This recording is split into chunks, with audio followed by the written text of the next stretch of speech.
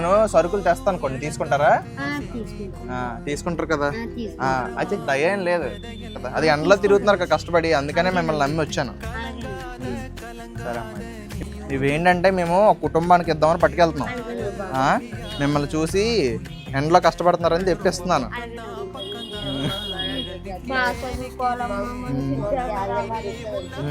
మీ ఆశీర్వాదం ఉంటే చాలు మాకు. అమ్మ చెప్పులు ఎందుకు తీయడం, వేసుకోండి పర్లేదు.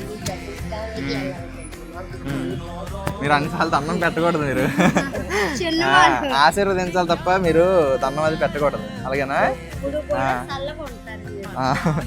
ఓకేనా? సరే అమ్మ, అయితే ఇవన్నీ తీసుకోండి, జాగ్రత్త. ఇవో ఉల్లిపాయలు ఉన్నాయి, సరుకులు అన్నీ ఉన్నాయి, చూసుకోండి